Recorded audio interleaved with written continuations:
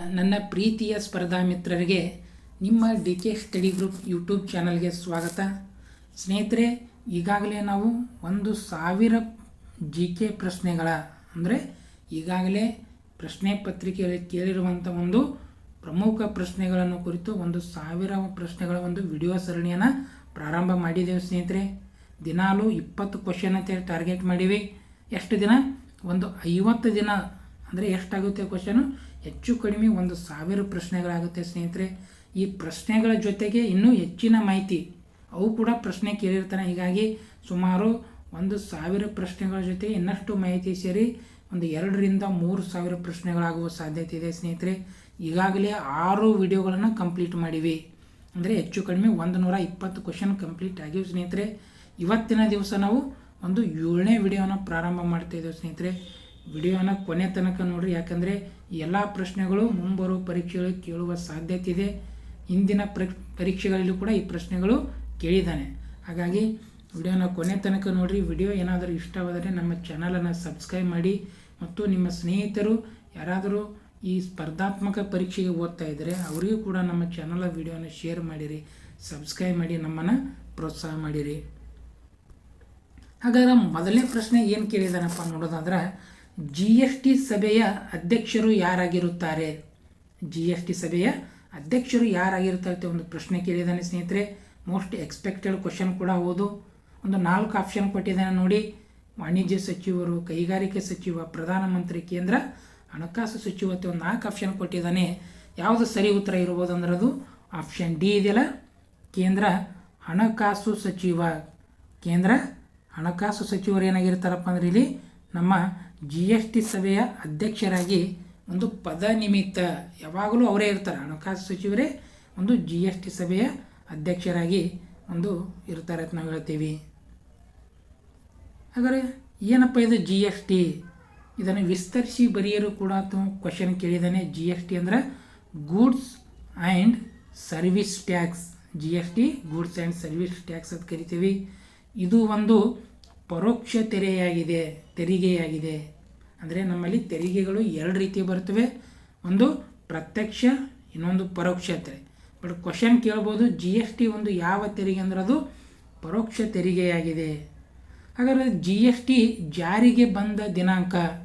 ಹಾಗಾದರೆ GST ನಮ್ಮ ದೇಶದಲ್ಲಿ ಯಾವ ವರ್ಷ ಜಾರಿಗೊಳಿಸಲಾಗಿದೆ ಅಂದರೆ 2017 ಜುಲೈ 1ರಿಂದ ಈ GSTಯನ್ನು ಜಾರಿಗೊಳಿಸಲಾಗಿದೆ.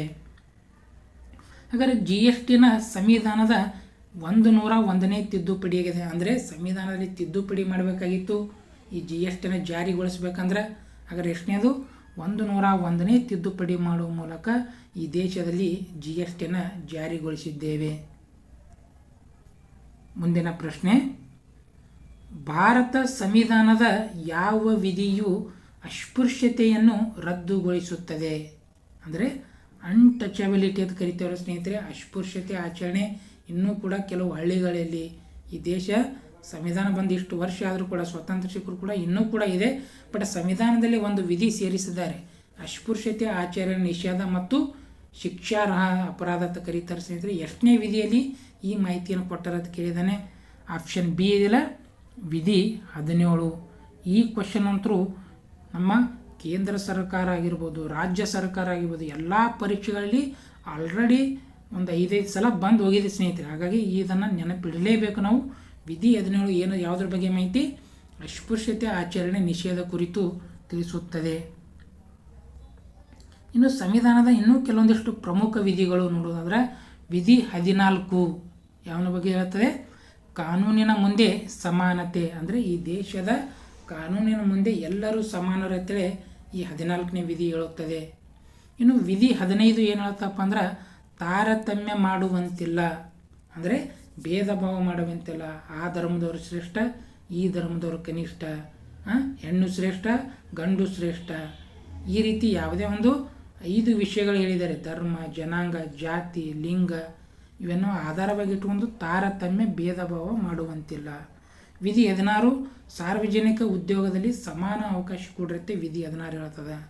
ವಿಧಿ 25 ಆತ್ಮಸಾಕ್ಷಿಗೆ ಅನುಗುಣವಾಗಿ ಧರ್ಮವನ್ನು ಪಾಲಿಸುವ ಸ್ವಾತಂತ್ರ್ಯ. ನಿಮ್ಮ ಮನಸ್ಸಿಗೆ ಯಾವ ಧರ್ಮ ಬರ್ತದಲ್ಲ ಅದನ್ನು ಪಾಲಿಸುವ ಬಗ್ಗೆ ತಿಳಿಸುವ ವಿಧಿ 25ನೇ ವಿಧಿ. ಮುಂದಿನ ಪ್ರಶ್ನೆ, ಗೌತಮ್ ಬುದ್ಧರ ಜನ್ಮಸ್ಥಳವಾದ ಲುಂಬಿನಿ ಎಲ್ಲಿದೆ? ಅಂದರೆ ಗೌತಮ್ ಬುದ್ಧರು ಹುಟ್ಟಿದಂಥ ಒಂದು ಸ್ಥಳ ಲುಂಬಿನಿ ಅಂತೇಳಿ. ಹಾಗಾದ್ರೆ ಇದು ಎಲ್ಲಿ ಕಂಡು ಬರ್ತದಪ್ಪ, ಯಾವ ಒಂದು ಪ್ಲೇಸ್ನಲ್ಲಿ ಇದೆ ಅಂತ ಕೇಳ್ತಾರೆ. ಕ್ವಶನ 4 ಆಪ್ಷನ್ ಕೊಟ್ಟಿದ್ದಾರೆ. ಸರಿ ಉತ್ತರ ಯಾವುದಂದ್ರೆ ಆಪ್ಷನ್ ಎ ಇದೆಯಲ್ಲ, ನೇಪಾಳ. ಈ ನೇಪಾಳ ದೇಶದಲ್ಲಿ, ಪ್ರಸ್ತುತ ನೇಪಾಳ ದೇಶದಲ್ಲಿ ಈ ಲುಂಬಿನಿ ಅನ್ನೋದು ಒಂದು ಸ್ಥಳ ಕಂಡು ಬರುತ್ತದೆ. ಇನ್ನು ಗೌತಮ ಬುದ್ಧರ ಮೇಲೆ ಇನ್ನೂ ಏನೇನು ಪ್ರಶ್ನೆಗಳನ್ನು ಕೇಳಬಹುದು. ಹಾಗಾದ್ರೆ ಗೌತಮ ಬುದ್ಧರ ಮೂಲ ಹೆಸರು ಏನಾಗಿತ್ತಂದ್ರೆ ಅವ್ರ ಹೆಸರು ಸಿದ್ಧಾರ್ಥ ಆಗಿತ್ತು. ಇನ್ನು ಗೌತಮ ಬುದ್ಧರು ಜ್ಞಾನೋದಯ ಹೊಂದಿದ ಸ್ಥಳ ಬಿಹಾರದ ಗಯಾ ಎನ್ನುವ ಸ್ಥಳದಲ್ಲಿ 12 ವರ್ಷಗಳ ತಪಸ್ಸದ ನಂತರ ಅವರು ಜ್ಞಾನೋದಯವಾದರು. ಹಾಗಾದ್ರೆ ಜ್ಞಾನೋದಯದ ನಂತರ ಮೊದಲ ಪ್ರವಚನ ಎಲ್ಲಿ ಕೊಟ್ಟಿದ್ದಾರೆ ಅಂದರೆ ಇದು ಕೂಡ ಕ್ವಶನ್ ಕೇಳಿದ್ದಾನೆ. ಸಾರನಾಥದ ಜಿಂಕೆ ವನದಲ್ಲಿ ತಮ್ಮ ಮೊದಲ ಪ್ರವಚನವನ್ನು ಕೊಟ್ಟಿದ್ದಾರೆ. ಇನ್ನು ಗೌತಮ ಬುದ್ಧರು ಅಷ್ಟಾಂಗ ಮಾರ್ಗವನ್ನು ಬೋಧಿಸಿದ್ದಾರೆ. ಅಷ್ಟಾಂಗ ಮಾರ್ಗವನ್ನು ಯಾರು ಬೋಧನೆ ಮಾಡಿದ್ದಾರೆ ಅಂತೇಳಿ ಒಂದು 4 ಆಪ್ಷನ್ ಕೊಡ್ತಾನೆ. ಮಹಾವೀರೋ, ಗೌತಮ ಬುದ್ಧರು, ಈ ರೀತಿ ನಮಗೆ ಗೊತ್ತಿರಬೇಕು ಗೌತಮ ಬುದ್ಧರು. ಹಾಗಾದ್ರೆ ಗೌತಮ ಬುದ್ಧರು ನಿಧನವಾದ ಸ್ಥಳ ಯಾವುದಂದ್ರೆ ಉತ್ತರ ಪ್ರದೇಶದ ಕುಶಿನಗರ ಎನ್ನುವ ಸ್ಥಳದಲ್ಲಿ ಇವರು ನಿಧನವನ್ನು ಹೊಂದುತ್ತಾರೆ. ಮುಂದಿನ ಪ್ರಶ್ನೆ, ಭಾರತದ ಅತಿ ದೊಡ್ಡ ರಾಷ್ಟ್ರೀಯ ಉದ್ಯಾನವನ ಯಾವುದು? ಭಾರತದ ಅತಿ ದೊಡ್ಡ ರಾಷ್ಟ್ರೀಯ ಉದ್ಯಾನವನ ಯಾವುದಕ್ಕೆ ಒಂದು ಕ್ವಶನ್ ಕೇಳಿದ್ದಾನೆ. 4 ರಾಷ್ಟ್ರೀಯ ಉದ್ಯಾನವನ ಆಪ್ಷನ್ ಕೊಟ್ಟಿದ್ದಾನೆ. ಯಾವುದಪ್ಪ ಇದರಲ್ಲಿ ಗೆಸ್ ಮಾಡಿ. ಸರಿ ಉತ್ತರ ಬಂದ್ಬಿಟ್ಟು ಆಪ್ಷನ್ ಎ ಇದೆಯಲ್ಲ, ಹೆಮಿಸ್ ರಾಷ್ಟ್ರೀಯ ಉದ್ಯಾನವನ. ಆಪ್ಷನ್ ಎ ಹೆಮಿಸ್ ಇದೆಯಲ್ಲ, ಇದು ಇಡೀ ಭಾರತದಲ್ಲೇ ಅತ್ಯಂತ ವಿಸ್ತೀರ್ಣದಲ್ಲಿ ದೊಡ್ಡದಿರುವಂಥ ಒಂದು ರಾಷ್ಟ್ರೀಯ ಉದ್ಯಾನವನ ಅಂತ ನಾವು ಕರಿತೀವಿ. ಇನ್ನು ರಾಷ್ಟ್ರೀಯ ಉದ್ಯಾನ ಮೇಲೆ ಏನೇನು ಪ್ರಶ್ನೆಗಳು ಕೇಳಬಹುದಂದ್ರೆ, ಹಾಗಾದ್ರೆ ಹೆಮಿಸ್ ರಾಷ್ಟ್ರೀಯ ಉದ್ಯಾನವನ ಎಲ್ಲಿ ಕಂಡು ಬರುತ್ತದೆ ಅಂದ್ರೆ ಅದು ಲಡಾಖ್ನಲ್ಲಿ. ಪ್ರಸ್ತುತ ಲಡಾಖ್ ಕೇಂದ್ರಾಡಳಿತ ಪ್ರದೇಶ ಇದೆಯಲ್ಲ, ಇಲ್ಲಿ ಕಂಡು ಬರುತ್ತದೆ ಹೆಮಿಸ್ ರಾಷ್ಟ್ರೀಯ ಉದ್ಯಾನವನ. ಇನ್ನು ಭಾರತದ ಅತಿ ಚಿಕ್ಕ ರಾಷ್ಟ್ರೀಯ ಉದ್ಯಾನವನ ಯಾವುದು? ಇದು ಕೂಡ ಕ್ವಶನ್ ಕೇಳಿದ್ದಾನೆ. ಯಾವುದಂದ್ರೆ ಸೌತ್ ಬಟನ್ ಐಲ್ಯಾಂಡ್ ಅಂತ ಕರಿತೀವಿ, ಇಲ್ಲಿ ಅಂಡಮಾನ್ ನಿಕೋಬಾರದಲ್ಲಿ ಇದು ಕಂಡು ಬರುತ್ತದೆ. ಇನ್ನು ದೇಶದ ಮೊದಲ ರಾಷ್ಟ್ರೀಯ ಉದ್ಯಾನವನ ಯಾವುದಂದ್ರೆ ಅದು ಜಿಮ್ ಕಾರ್ಬೆಟ್ ಅಂತ ಕರಿತೀವಿ, ಉತ್ತರಾಖಂಡದಲ್ಲಿ ಇದು ಕಂಡು ಬರುತ್ತದೆ. ಇದು ಹಾಗಾದ್ರೆ ಪ್ರಸ್ತುತ ದೇಶದಲ್ಲಿ 106 ರಾಷ್ಟ್ರೀಯ ಉದ್ಯಾನವನಗಳಿವೆ ಅಂತ ನಾವು ಹೇಳ್ತೀವಿ. ಮುಂದಿನ ಪ್ರಶ್ನೆ, ಭಾರತದಲ್ಲಿ ಹಣಕಾಸು ನೀತಿಯನ್ನು ರೂಪಿಸುವವರು ಯಾರು? ಭಾರತದಲ್ಲಿ ಹಣಕಾಸು ನೀತಿಯನ್ನು ರೂಪಿಸುವವರು ಯಾರು? ಯಾರು ಸ್ನೇಹಿತರೆ? 4 ಆಪ್ಷನ್ ಕೊಟ್ಟಿದ್ದಾನೆ. ಹಣಕಾಸು ನೀತಿಯನ್ನು ನಮ್ಮ ದೇಶದಲ್ಲಿ ಮಾಡುವಂಥ ರೆಡಿ ಮಾಡೋರು ಯಾರಂದ್ರದು ಆಪ್ಷನ್ ಎ ಇದೆಯಲ್ಲ, ಭಾರತದ ರಿಸರ್ವ್ ಬ್ಯಾಂಕ್, RBI ಕರಿತೀವಲ್ಲ, ಇವರು ನಮ್ಮ ದೇಶದ ಒಂದು ಹಣಕಾಸು ನೀತಿ ಅಥವಾ ವಿತ್ತೀಯ ನೀತಿ ಎಂದು ಕೂಡ ಕರೀತಾರೆ. ಇದನ್ನು ರೂಪಿಸೋರು ರಿಸರ್ವ್ ಬ್ಯಾಂಕ್ ಆಫ್ ಇಂಡಿಯಾ ಅಂತ ಕರಿತೀವಿ. ಇನ್ನು ರಿಸರ್ವ್ ಬ್ಯಾಂಕ್ ಮೇಲೆ ಇನ್ನೂ ಏನೇನು ಪ್ರಶ್ನೆ ಕೇಳ್ಬೋದು ಅಂದ್ರೆ, ಭಾರತದ ಕೇಂದ್ರ ಬ್ಯಾಂಕ್ ಯಾವುದಂದ್ರೆ ಅದು RBI, reserve bank of India. ಪ್ರತಿಯೊಂದು ದೇಶವು ತನ್ನ ಒಂದು ಕೇಂದ್ರ ಬ್ಯಾಂಕ್ ಹೊಂದಿರುತ್ತೆ, ಸರ್ಕಾರದ ಬ್ಯಾಂಕ್ ಎಂದು ಕೂಡ ಕರೀತಾರೆ. ಹಾಗಾದ್ರೆ ಭಾರತ ಕೇಂದ್ರ ಬ್ಯಾಂಕ್ ಅಥವಾ ಸರ್ಕಾರದ ಬ್ಯಾಂಕ್ ಅಂದ್ರೆ ಅದು RBI ಅಂತ ನಾವು ಕರಿತೀವಿ. ಇನ್ನು RBIನ ಕೇಂದ್ರ ಕಚೇರಿ ಎಲ್ಲಿದೆ ಅಂದ್ರೆ, ಸ್ಥಾಪನೆ ಮಾಡಿದಾಗ ಮೊಟ್ಟ ಮೊದಲು ಕಲ್ಕತ್ತಾದಲ್ಲಿತ್ತು. ಅದಾದ ನಂತರ 2 ವರ್ಷ ನಂತರ ಅಂದರೆ 1937ರಲ್ಲಿ ಪ್ರಸ್ತುತ ಎಲ್ಲಿದಪ್ಪ ಚೇಂಜ್ ಮಾಡಲಾಗಿದೆ, ಮುಂಬೈನಲ್ಲಿ ಇದರ ಒಂದು ಕೇಂದ್ರ ಕಚೇರಿ ಇದೆ. ಹಾಗಾದ್ರೆ RBIಗೆ ಒಬ್ಬ ಗವರ್ನರ್ ಇರ್ತಾರೆ. ಪ್ರಸ್ತುತ ಗವರ್ನರ್ ಯಾರಂದ್ರೆ ಅದು ಸಂಜಯ್ ಮಲ್ಹೋತ್ರಾ ಅನ್ನೋರು ಗವರ್ನರ್ ಆಗಿದ್ದಾರೆ. ಯಾವ ರಾಜ್ಯ ಭಾರತದಲ್ಲಿ ಅತಿ ಹೆಚ್ಚು ಕರಾವಳಿ ತೀರವನ್ನು ಹೊಂದಿದೆ? ಯಾವ ರಾಜ್ಯ ಅತಿ ಹೆಚ್ಚು ಕರಾವಳಿ ತೀರ, ಕೋಸ್ಟಲ್ ಏರಿಯಾ ಅಂತ ಕರೀತಾರೆ, ಸಮುದ್ರ ತೀರವನ್ನು ಯಾವ ರಾಜ್ಯ ಹೊಂದಿದೆ ಅಂತ ಕೊಟ್ಟಿದ್ದಾನೆ. 4 ರಾಜ್ಯಗಳು ಕರಾವಳಿ ತೀರವನ್ನು ಹೊಂದಿವೆ. ಬಟ್ ಇದರಲ್ಲಿ ಅತಿ ಹೆಚ್ಚು ಯಾವುದಂದ್ರೆ ಅದು ಆಪ್ಷನ್ ಬಿ ಇದೆಯಲ್ಲ, ಗುಜರಾತ್ ರಾಜ್ಯ. ಇಡೀ ದೇಶದಲ್ಲಿ, ನಮ್ಮ ದೇಶದಲ್ಲಿ ಗುಜರಾತ್ ರಾಜ್ಯ ಹೆಚ್ಚು ಕಡಿಮೆ 1600 ಕಿಲೋಮೀಟರ್ ಏನು ಹೊಂದಿದೆ, ಕರಾವಳಿ ತೀರವನ್ನು ಹೊಂದುವುದರ ಮೂಲಕ ಇಡೀ ಭಾರತದಲ್ಲಿ ಅತಿ ಹೆಚ್ಚು ಕರಾವಳಿ ತೀರವನ್ನು ಹೊಂದಿರುವ ರಾಜ್ಯವಾಗಿದೆ. ಕ್ವಶನ್ ಕೇಳಿದಾನೆ ಆಲ್ರೆಡಿ, ನೆನ್ಪಿಟ್ಕೊಳ್ಳಿ. ಹಾಗಾದ್ರೆ ಭಾರತದ ಒಟ್ಟು ಕರಾವಳಿ ತೀರ ಎಷ್ಟು ಕಿಲೋಮೀಟರ್ ಇದೆ ನೋಡೋದಾದ್ರೆ ಸ್ನೇಹಿತರೆ 7516 ಕಿಲೋಮೀಟರ್ ಇದೆ. ಇದು ದ್ವೀಪಗಳನ್ನು ಪರಿಗಣಿಸಿ, ಅಂದರೆ ಅಂಡಮಾನ್ ನಿಕೋಬಾರ್ ದ್ವೀಪ ಇದೆ, ಈ ಕಡೆ ಲಕ್ಷದ್ವೀಪ ಇದೆ, ಇವೆಲ್ಲವನ್ನು ಸೇರಿಸಿ 7,516 ಕಿಲೋಮೀಟ್ರ್. ಈ ದ್ವೀಪಗಳನ್ನು ಬಿಟ್ಟರೆ ಬರೀ 6,100 ಕಿಲೋಮೀಟ್ರ್ ಆಗುತ್ತೆ, ದ್ವೀಪಗಳನ್ನು ಹೊರತುಪಡಿಸಿದರೆ. ದ್ವೀಪಗಳನ್ನು ಹೇಳಿದರೆ 7,516 ಕಿಲೋಮೀಟ್ರ್.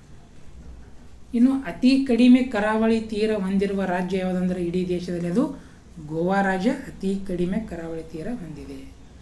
ಇನ್ನು ನಮ್ಮ ಕರ್ನಾಟಕದ ಕರಾವಳಿ ತೀರ 320 ಕಿಲೋಮೀಟ್ರ್ ಇದೆ.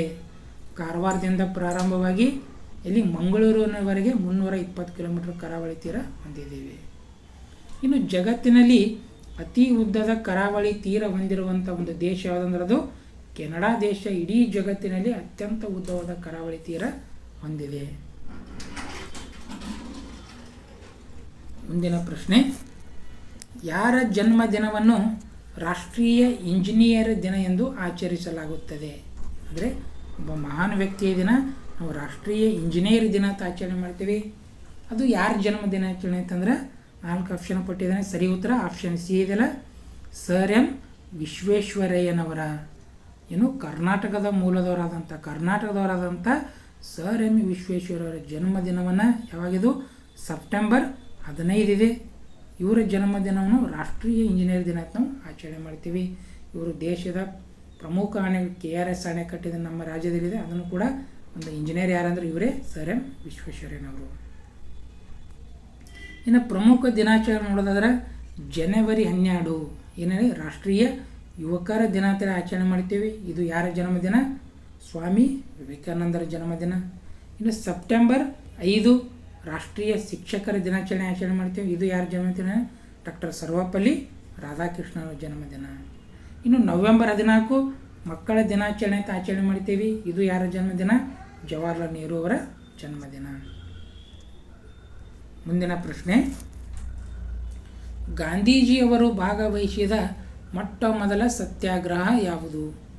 ಅಂದರೆ ಗಾಂಧೀಜಿಯವರು ಭಾರತಕ್ಕೆ ಬಂದ ಬಳಿಕ ತಮ್ಮ ಮೊಟ್ಟ ಮೊದಲ ಸತ್ಯಾಗ್ರಹ ಯಾವುದು ಭಾಗವಹಿಸಿದ್ದಾರೆ?